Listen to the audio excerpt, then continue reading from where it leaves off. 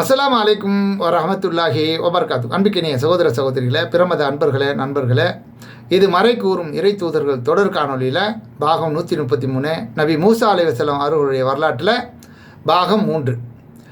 இந்த காணொலியில், அதாவது இதுவரை மூசா அலைஹிஸ்ஸலாம் அவர்களுடைய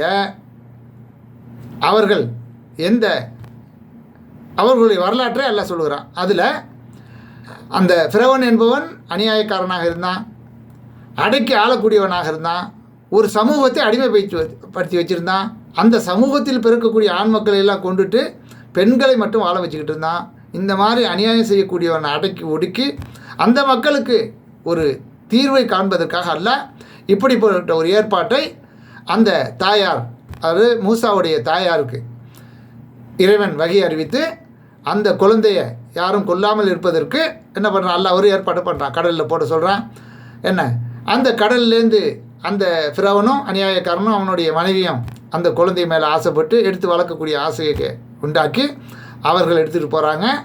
மீண்டும் அந்த மூசாவுடைய சகோதரி அதை ஃபாலோ பண்ணிக்கிட்டே போகிறாங்க.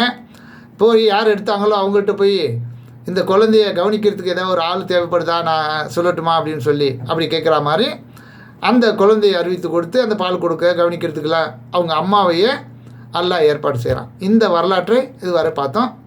அடுத்து மூசாவை அவரது எதிரியான ஃபிரௌன் எடுத்து வளர்த்தான் என்பதை பற்றி அல்லாஹ் ரப்பல் ஆலமீன் 20:38-40, 26:18, 28 7, 8, 9, 28 12, 13 ஆகிய வசனங்களில் தொடர்ச்சியாக அல்லாஹ் சொல்லி காட்டுகிறான். அதில் அறிவிக்கப்பட வேண்டியதை உமது தாயாருக்கு நாம் அறிவித்ததை எண்ணி பார்ப்பீராக. இவரை, இந்த குழந்தையை பெட்டிக்குள் வைத்து அதை கடலில் போடுவாயாக. கடல் அவரை கரையில் சேர்க்கும். எனக்கும் இவருக்கும் எதிரியாவான் என எதிரியானவன் இவரை எடுத்து கொள்வான் என்று உமது தாயாருக்கு அறிவித்தோம். எனது கண்காணிப்பில் நீர் வளர்க்கப்படுவதற்காக மீது என் அன்பையும் செலுத்தினேன் என்று அல்லாஹ் ரப்பல் ஆலமீன் ஆரம்பிக்கிறான். உமது சகோதரி நடந்து சென்று இந்த குழந்தையை பொறுப்பேற்பவரை பற்றி நான் உங்களுக்கு அறிவிக்கட்டுமா என்று அவர்களிடம் கேட்டு, எனவே உமது தாயின் கண் குளிர்ச்சிக்குவதற்காகவும் அவர் கவலைப்படாமல் இருப்பதற்காகவும் அவரிடம் உம்மை திருப்பி சேர்த்தோம். நீர் ஒரு உயிரை கொன்றிருந்தீர், உம்மை கவலையிலிருந்து காப்பாற்றினோம். உம்மை பல வழிகளில் சோதித்தோம். மத்தியன் வாசிகளிடம் பல வருடங்கள் நீர் வசித்தீர். மூசாவே, பின்னர் நமது திட்டத்தின்படி வந்து செய்தீர்.